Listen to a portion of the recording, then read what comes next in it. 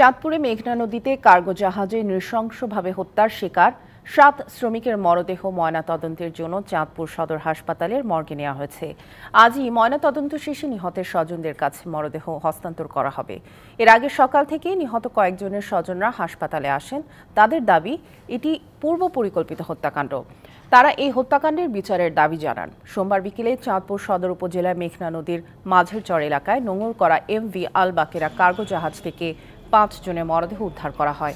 এ সময় গুরুতর আহত অবস্থায় ২ জনকে উদ্ধার করে চাঁদপুর সরকারি জেনারেল হাসপাতালে পাঠানো হলে সেখানে আরও ২ জনের মৃত্যু হয়। অপর একজনকে উন্নত চিকিৎসার জন্য ঢাকা মেডিকেল কলেজ হাসপাতালে পাঠানো হয়। এ বিষয়ে বিস্তারিত জানাতে সরাসরি যুক্ত হচ্ছেন আমাদের সহকর্মী নজরুল ইসলাম। নজরুল, ডাকাতির ঘটনায় এখনো কোনো মামলা হয়েছে কিনা জানাবেন এবং পুলিশ কি বলছে বিস্তারিত জানাবেন। সামিয়া, গতকাল যে চাঁদপুরের মেঘনার মাঝের চরে যে হত্যাকাণ্ডটি হয়েছে সেই হত্যাকাণ্ডের শুরুতে আমি আপনাকে জানিয়ে রাখতে চাই যে সেই হত্যাকাণ্ডের ঘটনায় এখনো মামলা কিন্তু প্রক্রিয়াধীন রয়েছে। এছাড়া এই ঘটনায় কিন্তু এখন পর্যন্ত কাউকে আটক করা সম্ভব হয়নি আমরা যতটুকু জানতে পেরেছি। ইতিমধ্যে আমরা দেখেছি যে চাঁদপুর সরকারি জেনারেল হাসপাতালে যারা নিহত হয়েছেন তাদের স্বজনরা কিন্তু এসেছেন এবং তাদের আহাজারিতে সকালে কিন্তু এই যে হাসপাতাল প্রাঙ্গণ কিন্তু অনেকটা ভারী হয়ে ওঠে এবং তারা কিন্তু দাবি করছেন আমাদের কাছে যে মূলত এটি একেবারে পরিকল্পিত হত্যাকাণ্ড বলে তারা দাবি করছেন এবং ডাকাতির ঘটনা সম্পৃক্ত আছে কিনা বা অন্য কোনো বিষয় আছে কিনা সেই বিষয়গুলো যাতে আইনশৃঙ্খলা বাহিনী গুরুত্ব সহকারে দ্রুততম সময়ের ভিতরে এই ঘটনা জড়িতদের আটক করে সেই বিষয়ে তারা কিন্তু দাবি জানিয়েছেন।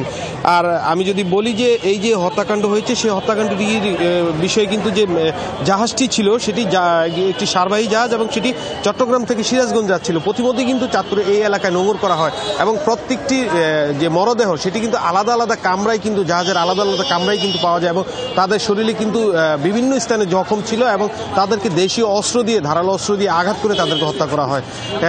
একজন ভাগ্যক্রমে এখনো জীবিত আছেন, তিনি হয়তোবা পরবর্তীতে তিনি সুস্থ হলে হয়তোবা আরো বিস্তারিত জানা যাবে যে মূলত ঘটনাটা কি হয়েছিল।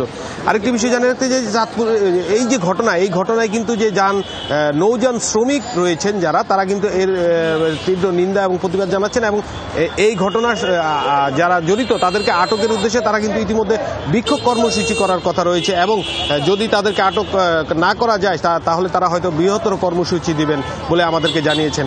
আর পুলিশের পক্ষ থেকে এখন পর্যন্ত আমাদেরকে অন্যান্য আর বেশি কিছু জানানো হয়নি। হয়তোবা আমরা পরবর্তীতে আরো বেশি কিছু কোনো তথ্য পেলে সেটি আপনার মাধ্যমে দর্শকদের জন্য উপস্থাপন করার চেষ্টা করব। সামিয়া, নজরুল, নিশ্চয়ই আপনার মাধ্যমে আমরা সেই তথ্য আমাদের দর্শকদের পরবর্তীতে জানাতে পারবো। ধন্যবাদ আমাদের সাথে যুক্ত হওয়ার জন্য।